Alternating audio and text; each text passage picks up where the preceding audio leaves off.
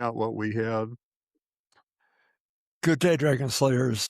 This is Dr. Tom Bittker and my colleague Michael Dallen, attorney and my rabbi. And this is the Dragon Slaying Podcast, which has been an effort initially to promote books.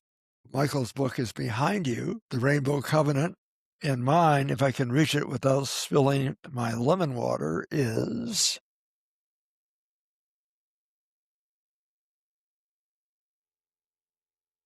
right here. A book about recovery from trauma, should you be interested in recovering from trauma or just building your life. I wanted to talk today, and I think Michael and I agreed that we would talk about this, what I would consider the great unraveling of the American consensus. Michael and I started out at roughly the same place culturally. Our parents were devoted members of the Democratic Party. They supported Franklin Roosevelt. I think my parents voted for Eisenhower, but certainly they voted for Kennedy. I was a protester about the Vietnam War. While I was at Ann Arbor, I supported the civil rights movement. I was in the Peace Corps, and I always assigned myself the label of being a Kennedy Democrat. But for a lot of different reasons, I've drifted from that initial position. Michael, how did you come to your political awareness? My mother was a teachers union person, and she was an early FDR Democrat who persuaded her Republican father that it was time to give up, forsake the idea of the Democrats as the party of William Jennings Bryan and Free Silver and Woodrow Wilson, and realize that we had somebody different and necessary in FDR, and that the Republicans were just brazen plutocrats then, and I feel that to this day, brazen and plutocratic. So I don't know that I've changed that much. I'm with you, and I opposed the Vietnam War. I started out by hating LBJ, which I regret. I didn't know what a good man he was. I did not understand. My mother, too, later regretted our antagonism to LBJ, but he got carried away. The Vietnam War that he pushed was a disaster, but later I came to think of it as a Republican disaster. I don't know how you felt about Nixon, but let me tell you, we were never Eisenhower people here. My mother liked Stevenson and a lot, and Nixon was unacceptable. But I tell you, at this point in history, the current guy makes a rotten criminal stunk louse like Nixon look like Lincoln. So, and I don't know what to say about the Republicans now. I mean, people seem to be very disappointed by Clinton and Obama and Biden, but I thought of them as exemplary, very good presidents who, saved us from terrible economic times. We together have seen in our times a miraculous transformation of society where we get along well with the different races. That Black people and white people have come together in our time as Americans together. And we didn't know that would happen. And that's been a very great and wonderful thing. And I don't know that that's a Democratic or a Republican thing, but we've come to a new plateau in a new stage in our history, and it's just a wonderful stage to be at, where Well, Black people, what's really white people interesting is that together. part of the hope of the Republican Party rests in African Americans. Tim Scott, Aaron Donald, and people such as I'm that. a lot less interested than you are, Tommy, in the Republican Party. I Well, still regard them as the party of plutocracy, of and by and for the rich well, against the rest of us. let's talk about how I came to my position. And I think the first thing we can talk about is the fault lines about what is the purpose of America? Are we a global society or are we a country? To whom do we belong? And I think that's illustrated probably by the border policy. Now, when I presaged this with sending you my kind of draft of an op-ed piece, I sense that you are not as concerned about the border policy as I am. Is that accurate? I had the idea into my through my is that the United States might run out of space and that we couldn't host all the peoples of the world, that they were infinite and our space was finite. And then I came to the realization there, somebody pointed out to me, that we had plenty of room and that we weren't going to run out of room and that we could indeed host the peoples of the world who wanted to come here. And I don't mind great immigration. I think of it as a source of great strength for us, and that we don't need to be very exclusive By by the way, I totally agree with that statement so far. so far. Okay. Yeah. Well, I don't know where it was going, but I think that we are a nation of immigrants, and it's our strength and in diversity we have strength. I'm afraid of some of the people that we might allow in. I think the Arab peoples, the Muslim peoples have become toxic with their Jew hatred, and I don't want that here. It's here already. America is a really wonderful place. I've seen this again and again, and the most horrible peoples can become very good Americans. Well, let me interject something here. When we were kids, our immigration policy was to select in people that America felt would buy into our culture, buy into our Constitution, and understood what we were as a country. I don't think that's still the case. I think when we opened the border, we invited in all sorts of people, some that would benefit our country and some that would not. And many that not only did not buy into the American ideal, but were openly hostile to who we were. And I don't think that serves the country well. No, obviously not. I mean, that would be disastrous. But I think everything depends on the kids and on education. And when we have good public schools, we'll take the kids of whatever source derived and turn them into good Americans. I've seen that. Do we have good public schools? No, we don't. No, we don't. But I blame that on the Republicans and Well, their war against American public education. I think the And war is more precisely against the teachers union as opposed to American public education. well, I think of the teachers' unions as a bulwark of America.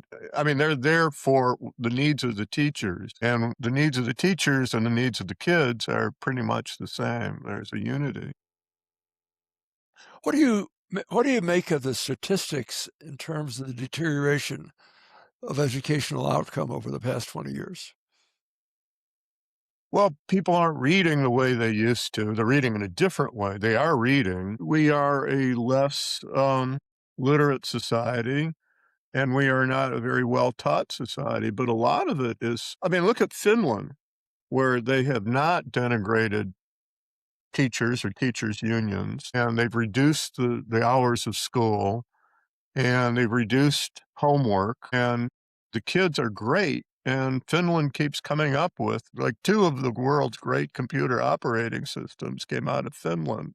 Nokia phones, the most characteristic new technologies in society have been found a home in Finland. If they can do it, we can do it. You don't have to be a monolithic or, you know, one nation society. You can be a diverse society, but still accomplish what the Finns have. Just they've been very dynamic in their techniques, and we could be too. One of the things they've done has been to pay teachers a decent, and we are not paying our teachers very decent wages. We could do better. But I do think there is a connection between the welfare of teachers and the welfare of the kids. Oh, I agree. Do you believe our teachers, for the most part, have sufficient competence and priorities to teach what would be the essential for a kid to learn to survive in the 21st century? Well, I don't think we're getting the good teachers because it's been a neglected lot. When we were kids, and I mean, in your time and even more so, our teachers would come to school wearing suits. They were professionals. They were serious people. My teachers were, many of them were World War II vets. And they'd gone through hell and they came and they had a mission and they were very serious about it. And I can't think of a male teacher that I had in at least in, the first grades up to eighth or, grammar school, public school, who didn't wear suits all the time. Recently I ran into I know a fellow, we're friendly, and he was a teacher at one of my old high schools. I had a few, and I was talking to him about Kafka, and he taught English, and this guy had never heard of Kafka. That's pretty bad in an American public high school teacher of English to not have ever heard of Kafka. There's a lot he didn't know, but the job has lost status and the income you make from it's been degraded. So I think so that's a problem. And when you have degraded schools, you're going to have degraded citizens. A member of our First Covenant Foundation, he joined us. He was a big fan of Rainbow Covenant and very, very good guy, I thought. And he was the assistant principal of what he called the SAG Academy down off near Beaufort, South Carolina. And he loved Beaufort and he liked being in South Carolina. He had a beautiful house by the ocean and but he was a PhD in, I think, education, I don't know. Um, but he talked to me about the SEG Academy, which was a private school in the South where, he mocked their system. They had a couple of black kids, and they made sure in every publicity photo that they had at least one black kid in every photo. To defraud people, to fool people, to make it seem like it was open to blacks, but it was to black kids. But it really wasn't. It was an instrument of white segregation. And I don't know, he seemed to think that they were doing a fair job of educating the kiddies. But the public schools down there have gone to hell.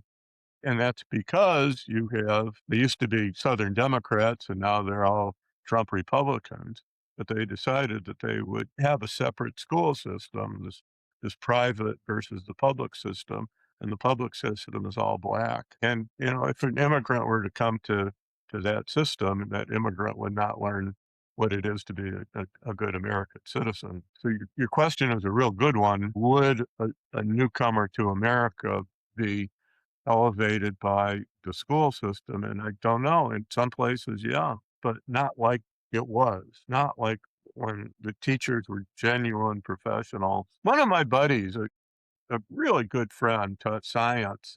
Let me interrupt for a second, just for I know anecdotally. I work with a lot of immigrant families, upwardly mobile immigrant families, some from Eastern Europe, some from the subcontinent, but they very much want the best for their kids, even kids from Japan, the Philippines. But what they are turning to in our community are the charter schools. They feel they have more control of the curriculum in the charter schools, and the curriculum is more concentrated in those subjects that parents want their kids to know. And in addition, the teachers have an esprit in these charter schools that is far above that of the demoralized state of the teachers in the public's part of the system. The charter schools are supported by taxes, but they're a separate sect. Do you find that going on in Detroit? Very much. But what we've got is a Republican effort to defund the public schools and build up these charter schools that are often awful. And you can't be sure that they're going to teach civics in a way that you want it taught. One of the most awful people I ever encountered in the last 5 years was a black nationalist, a black Muslim assistant principal of a charter school, and it was I don't think the charter school has made it, but he was there for a while, and what they were teaching in this partially public funded charter school was idolatry, of a black nationalism that denounced whites as children of a lesser god. I mean, it was just awful, and you get that at times. You get people hijacking these quasi-public institutions and turning them over for their special purposes. So there's a lack of control and a lack of American spirit. The esprit you talk about, I'm not even sure of the esprit in all these different charter schools. And then in that top of charter schools, you have people doing homeschooling. And I think that's generally disastrous. You know, that people want control over their kids, but you often find that they don't know what the hell they're teaching. They're not professionals. I mean, it's really hard to hurt a really good kid. A really good kid will somehow make it somehow, and will read and develop. But the majority of kids can be broken by, we're experimenting with all these different pedagogical methods. And sometimes the people doing the experimenting are incapable. And not at all like the dedicated professionals that we had, the suit-wearing, dedicated, unionized people that we had who were teaching us. They weren't perfect. They had their prejudices, but they tried. Um, as a I've known some homeschoolers, I'm sure you have, and I pitied their kids. Um and what are they teaching? To me, and I know to you, the American myth, as you call it, the American ideal is really holy, really something to uphold. Everything based in the proposition that all men are created equal and that we live in a nation of laws, not men. And it's the world of Abraham Lincoln and Benjamin Franklin and Thomas Jefferson, and it's some powerful stuff. And I mean, I know this one fellow, this horrible black Muslim assistant principal, didn't buy into any of that. That was not anything that he taught or advocated or even believed in. So, I mean, that's a problem with charter schools, and I don't know how well they're being inspected. Since funding still rests a sizable part on either the interface of the affluence of the community and federal support, at least as it relates to the federal support, should we sustain our focus on a targeted cultural goal as well as skill set that a child should have been taught and mastered as he moves through the various levels of the educational system? For example, by the time the child finishes the 6th grade, he will have certain things in place. He or she will have knowledge of basic math, reading, writing, know something of history. By the time they finish high school, they should know something of great literature. Your friend Kafka, who by the way, wasn't an American writer, but was an Austrian, as I recall. He was a Czechoslovakian. Czech. He he was was a a Czech. he was a Jew and a Czech who spoke German and lived in Yeah. the Austrian Empire. Yeah, right. Okay. The lamented Austrian Empire that got a bad rap. Well, I think anybody who begins a novel with the protagonist waking up as a cockroach Right. has got some real Yeah. imagination. Yeah, this guy, J. Ram, didn't know it. I mean, imagine I was talking to him about the metamorphosis, and Gregor Samson woke up one morning and he was a 6-foot cockroach. And oh yeah, I think I heard something about that. I think I heard something. I Well, mean, we absolutely need citizenship education, yeah. and I mean, America is, We you know, need I'm to know how to function in a democracy. yeah, yeah, but that includes literacy and numeracy and, and some knowledge, certainly knowledge of American history. And, and you want the kids to have enough of a taste of learning that they wanna continue. You know, you wanna turn them into perpetual students. That's the ideal of education, but you need to turn them into Americans, and my mom would start out every classroom morning with the Pledge of Allegiance. I think I think that's wonderful. I wish we still did that. Well, a lot of people do. Uh-huh. That is an ongoing thing in lots and lots and lots of schools, and we really I'm talking about the lack of professionalism in schools, but we do have a lot of dedicated teachers, and they're wonderful people, you know, they do a lot with not much, but their status should be advanced. In Finland, you know, the teachers are at a level of architects and lawyers and doctors, you know, they're regarded as pillars of society, and they should be, and above all, teaching the American ethos of government of and by and for the people, and the history that fleshes that out is essential. We're not just another country. This is, you know, the country. I remember a Hebrew prayer, a new Hebrew prayer that somebody had cooked up, but this is the land that means freedom.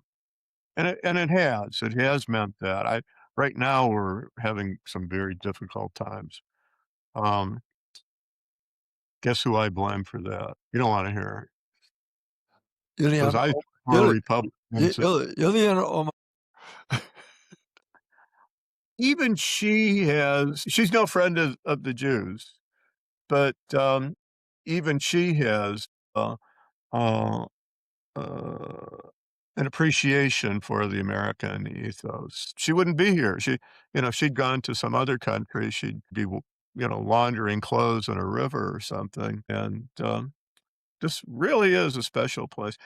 And I told you, not offline, as it were, about my Chaldean friend who's studying medicine now and who came over as a political asylee, you know, and they from born in Baghdad, gone to Turkey, she hated Turkey, to Greece, she loved Athens. She came to Mexico, you know, hated Mexico, got into a California internment camp where she was wearing this halushes, we would say, our ancestors would say this, you know, this refugee gray, you know, cotton sweats, and she came here to Michigan, where her folks' marriage dissolved in sparks and shatters. I've seen that happen a lot, and marriages don't make it. But she became an American, and a devoted American, an American who felt her own I told you, she felt her own guilt for the internment of the Japanese in World War II, and this kid wasn't even she wasn't in the world then, and it would be 2 generations before her folks even got to America. but Nonetheless, if you buy into the culture, you also need to buy into the remorse for what that culture has done.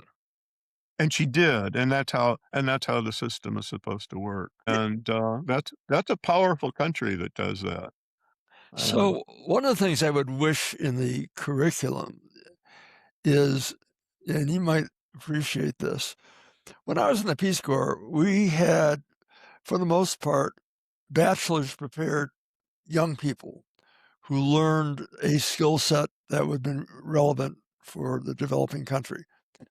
Some were essentially nurses, some were working on wells, that is, water and forest, some were ag consultants, and so on. But those people were incredibly naive about health issues, and they graduated from both high school and college. So part of my role was to teach young people basic health survival skills. And I still do it with my patients. And the other thing that I noted is, and you might appreciate this, most of my very sophisticated patients are extraordinarily naive about the law. And I would love to see not only civics in a high school yeah, curriculum, but absolutely. Right. practical law. Good God, yes, and I've been stunned by the people's well, it helps you make a living, but, uh, it's heartrending to see people who really should know more up against the legal system that they don't understand, and they should understand it, and sophisticated people with PhDs who have these crazy ideas and crazy ideas about, medicine. I was just at a real fancy, art exhibition, a gallery opening, after Shabbos, Saturday night, and, a buddy of mine was exhibiting something, and we've talked about this. We both went to Detroit schools, and we both learned a craft in school and after. We followed it up, but through shop class, we both got the rudiments of a trade. I mean, I came out of elementary school with the rudiments of carpentry. I could go on and become a a professional carpenter, Oh, not a very much union. like you. I could build after high school a bitching birdhouse. Well, if you can build a birdhouse, you could do a lot more. I didn't have anything going on in high school, and in fact, in junior high, everything kinda devolved into race, conflict, and very little got done. It got really weird. Where was your junior high school? In Detroit, it was Which one? Hampton, the feeder school of Mumford. Oh, I didn't know that. Okay. It had been, a school in a very plush, high income area called, the University District, including Sherwood Forest, these wonderful houses, small mansions. Soupy Sales lived in one of the best of them. If you remember Soupy I Sales, the why pie would it why was it called the university district?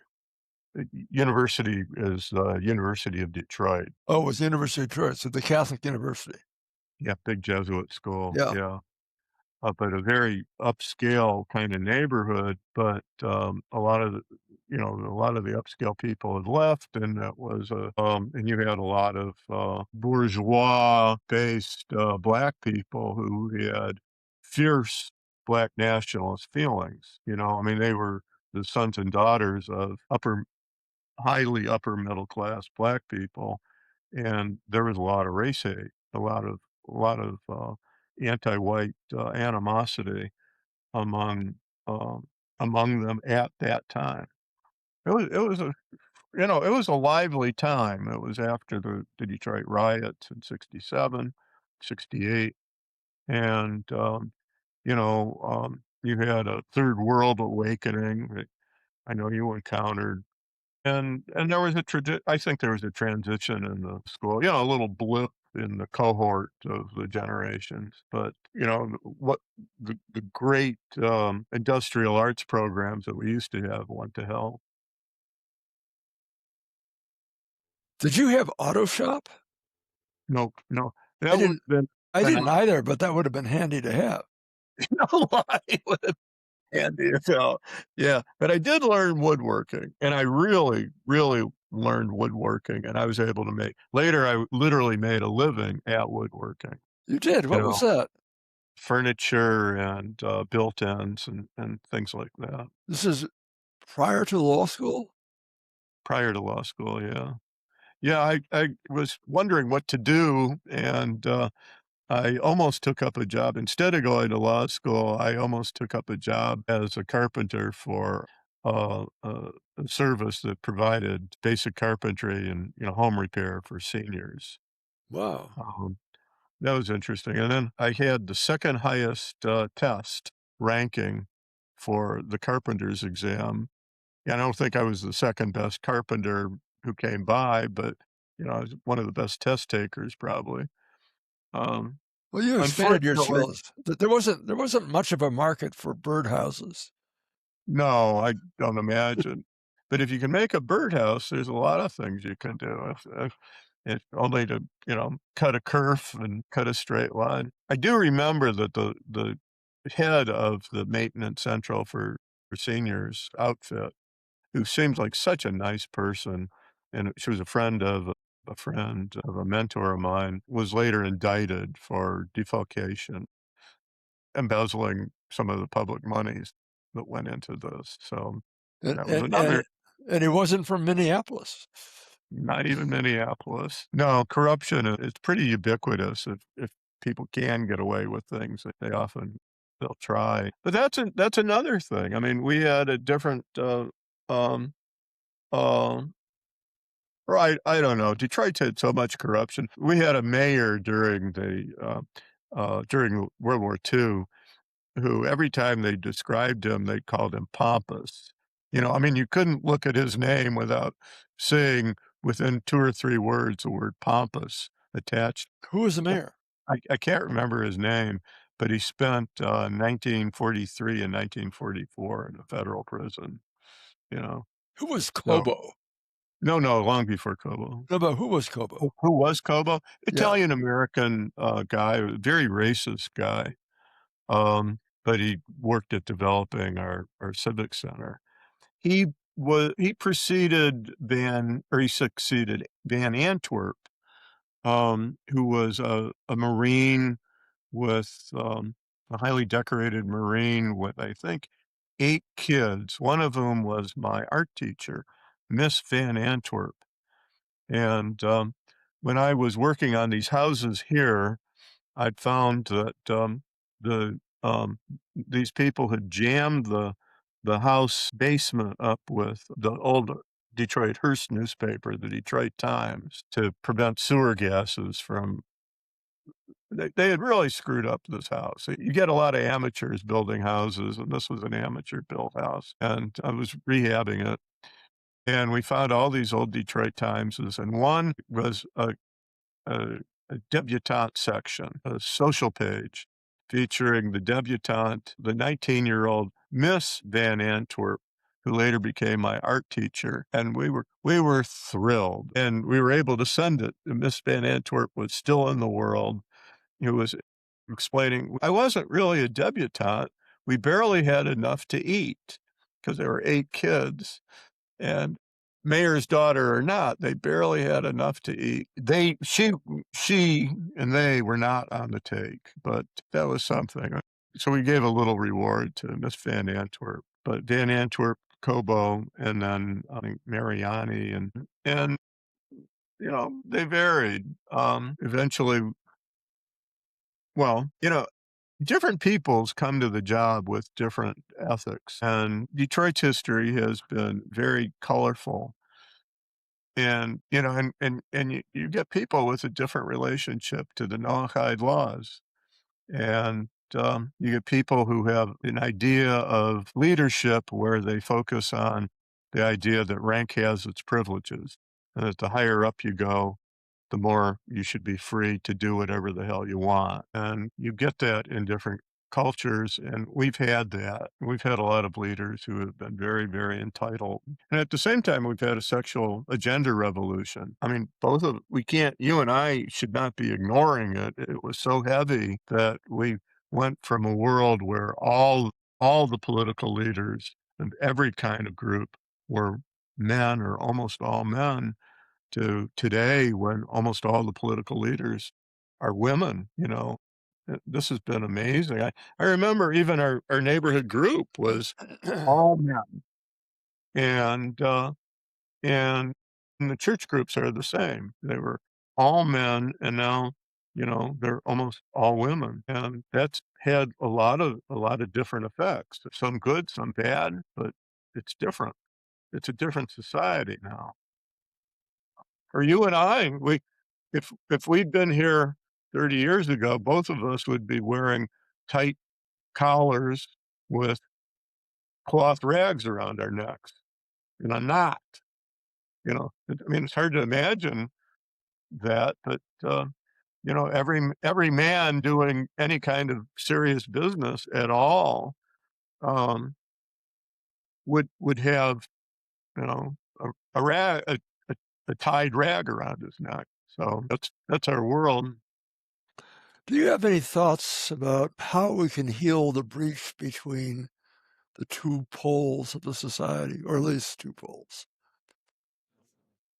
I hope we can get together with the idea that we're one nation under law, that the law really matters and that law needs to be equally applied and fairly applied. I've been appalled by this business that happened in Minneapolis. a paramilitary person shoot this bystander without color of law. And I've been very puzzled by people's reactions to it because people whom I care for and respect have reacted to this in completely different ways. I don't know what to make of that, Tommy.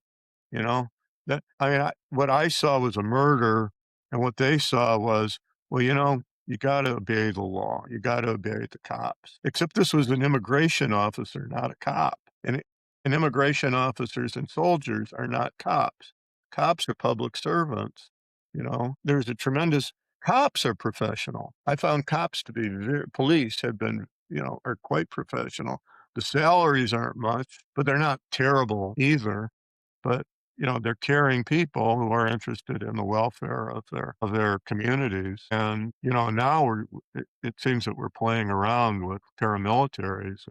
I don't know what to think about masked men on the streets, in uniforms, without badges, without identification marks. That I I assume you're frightened by that. I am.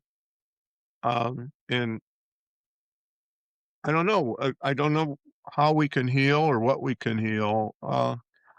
In a lot of things, I can't recognize the country because I keep expecting people to be one with me and, you know, recognizing that is there's lawlessness. And Part of that, I think, begins with not having a consensus about the core issues, and definitely, then absolutely. having one side saying, "Well, we need to open our borders, period, and to invite people in." And another side said, "Well, we need to be selective about who comes in." And then you're left with politicians, leaders who have minimal political sophistication and can't think three moves down the chessboard, attempting to intervene and cope with the challenges of this. Well, usually the politicians that I know are all really, really bright people. Every one. They have political gifts and they're interested in policy. I've had Rashida Tlaib, the anti-Israel black Palestinian congresswoman, as a guest in my kitchen Uh-huh. before she became a congresswoman, and we found common ground. She saw the mezuzah, she saw my yarmulke. Uh-huh. We knew we were on I knew her, I knew we were on different sides of things that are very, very important to both of us. I mean, she is a self-proclaimed Palestinian who wants Israel gone, and I'm quite the contrary, but we still found common ground. But when it comes to the borders, I don't know that we really are that we, the people, are really all that different. Because when I talk about it, everybody seems to agree on the same things that we don't want to import terrorists. We do want to import talent, that we are a nation of immigrants. I mean, I have friends in the South where they don't know any immigrants. There hardly are any, except maybe the Well, Indian. when I spoke to you off camera yesterday about this, I had a sense that what I called an open border, uncontrolled immigration, you didn't agree with that. I don't think it was factually correct. I don't think we were open. I mean, I knew immigration lawyers, and they were wrestling with immigration law, and everybody got processed. There was hardly anybody who was just skating across the border. The United States is and was a strongly governed country, and I think the allegations of, you know, crazy, wild, open borders were false. People got processed, and then they were released into the system, and then, a lot of it was because the United States has this terrible need, a pressing need for cheap labor, relatively cheap labor. I told you a friend of mine was coming out of Key West, and he stopped, and he was a native Floridian, a Vietnam War vet, and he tried a few days of being a produce picker down in Immokalee, Florida, Uh-huh. picking cucumbers and tomatoes and the like. It nearly killed him. It was terribly hard work.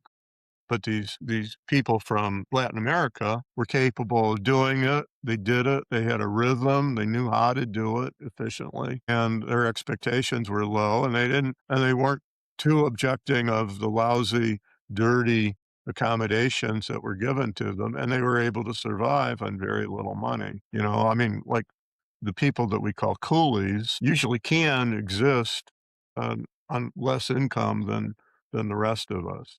They can live on an onion and a handful of rice a day, it seems, and these people could, and they could make progress. You know, they could make a better living for their kids and and send their kids to schools where they could become professionals. And I mean, we've seen that again and again. I mean, that's one of the things about industrialization. You get one generation that works like dogs in horrible conditions, and then their kids come up and become professionals. Well, we're kind of a 3 and 4 generations away from that, but we're products of immigrants, very much like In- that. Yeah. Indeed. Yeah, no, the common people of the world are lumpy with potential, and that's what you wanna foster, and we've done that, but now we have this idea that they're a danger. But again, it's funny, Well, so much comes from. I don't see it quite the right way. In fact, I think it's far more nuanced. I want people to help build this country, to help invest their labor, their skills, to teach their children to love this country as a land of opportunity. And Absolutely. so, that's my litmus test. I don't care Well really where people are from. I just need them to endorse those values. well, we have a problem in that we are likely to import people from the Muslim and Arab world who are full of Jew hate. And they're steeped in it, and that's just a factor. I mean, it's nuts. They don't have any reason to be Jew haters. It doesn't make sense. There's a lot of world to go around. They don't need the land of Israel, this little dinky land, but there is this hatred, and they tend to be violent. And Jew haters do not make good neighbors as a rule. I mean, because there's a syndrome attached to Jew hatred. And I mean, if you hate Jews, you're going to hate other peoples and animals too, usually, and God's creation in general a lot of the time. Like that. So, do do we have a right as a country to say, if you come here with these attitudes, you don't belong? Absolutely.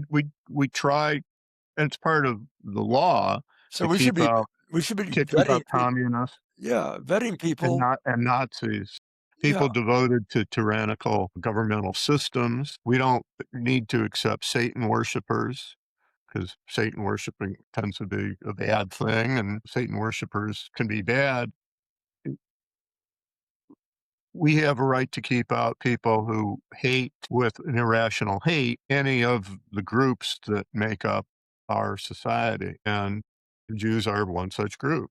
And I mean, there's coloration in this. I mean, there is the Western system that teaches that those who bless the Jews are blessed and those who curse the Jews are cursed. And the idea is that those who curse the Jews are enemies, not just of man, but of God. And we absolutely have the right to keep out people for those sorts of reasons. We don't accept people who hate Italians, for instance. You know, not because Italians are citizens, and we don't want anybody here who's going to go after them. So it's absolutely legitimate to keep out those, and or anybody who uh, adheres to or promotes a noxious philosophy of any sort. And there is no First Amendment right to be a Nazi and come into this country.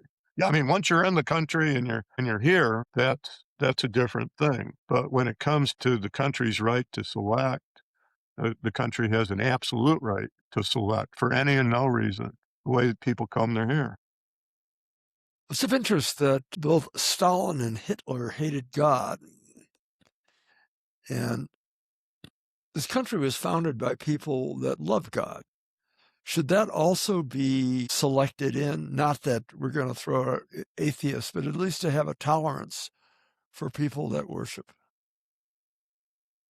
Should we have a tolerance for people who We or you originally, mean a preference for people who yeah, o believe I don't know. originally, this both the original 13 colonies made provision for religious liberties.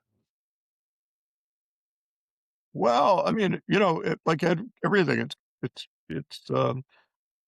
complicated. I mean, like in Maryland, you had to be a Catholic, and Benjamin Franklin was admitting all these, he was bringing in all these Pennsylvania Dutch, these Germans, and then realized that they were going to be mincemeat against the Indians. So, the indigenous Americans. So he brought in all these Scots Irish Presbyterians who proceeded to massacre the Indians and commit genocide wherever they went because that's what the Scots Irish do. I mean, these are the people of Patton, the people of our America's primary ethnic group, or these Andrew Jackson, these extremely warlike Scots Irish people who dispossessed by the British, and then you know um, um, and moved here. But So you're suggesting don't want to go into a bar in Scotland and start a fight. W it's probably worse in Gatlinburg, Yeah, or, Jackson, Mississippi, if you're dealing with these folks, and I mean, we've all seen Deliverance, right? right. And you get these I mean, some of these people are highly, these Presbyterians, Scots Presbyterians, and some are profoundly unbiblical hillbillies, and as we saw in Deliverance. I joke about these friends of mine who moved down to Tennessee, where they got into this rural high school. I forgot the name, but I was saying that the high school fight song was dueling banjos. So where they're extremely militant people, they furnish the military, and, but that's part of America. But the law is, I mean, you ask people what is their background, and you find out whether or not they adhere to totalitarian philosophies or noxious philosophies like hate Jews, hate Italians, hate whites, hate blacks, belong to, Freemasons are okay, in America. But, But that's but part of the function of of liberty requires that we examine those people who want to enter our society. I think we can all agree with that. going back to you referred to my view of America and its impact of myth. The myth that I thought was very functional when we were growing up was that we were a melting pot. And we bought into the concept of being a melting pot, embracing all ethnicities, all races, and we are one, a pluribus union. I think that should be a prerequisite before one Right. becomes a citizen here. I would agree. Yeah. Somebody who can't get over, who rejects e pluribus unum, that we're out of many one, it doesn't belong here. You don't have to if they come over and don't share that ideal, if they hate blacks, for instance, black people, if they hate Jewish people or Italians, they don't belong here. If they think that race mixing is, anathema, I don't know that they belong here. I'm alarmed by. I've heard stories of the white South Africans being racist, being white racists in a way that our own white racists, and we've got a lot, that they're not. A fellow was telling me he was just back from South Africa, and that racism that we have here, and sometimes it's stunning how anti-black some of our our fellows can be. It's like opening a door to an iron furnace, and it's like a raging furnace. This guy was saying, "Yeah, I'm familiar with that.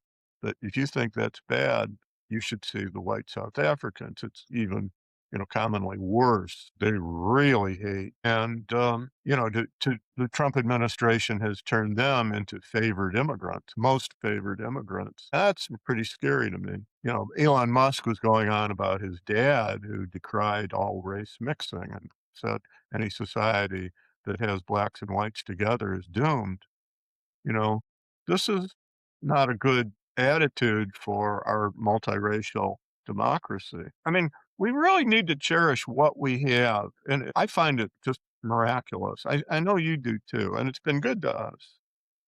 I mean, this country turned us into gentlemen, and here we are speaking our minds very freely about anything, everything, religion, so gender. This American experiment is something that we want to perpetuate and guard. But I think we have common ground all across the board when it comes to, I mean, I know what I'm saying is not only not offensive to you, but basically agreeable to you. And what you're saying is agreeable to me too. So are we at odds? I don't think No, so. I think you and I are in a dialogue, and I think a lot of our differences are really nuanced in perception.